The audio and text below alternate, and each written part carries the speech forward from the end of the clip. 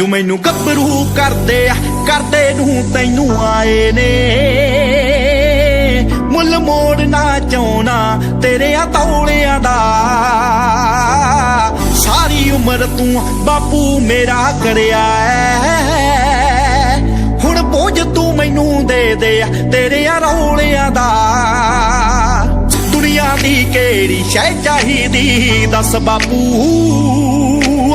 ਪੁੱਤ ਤੇਰਾ ਹੁਣੀ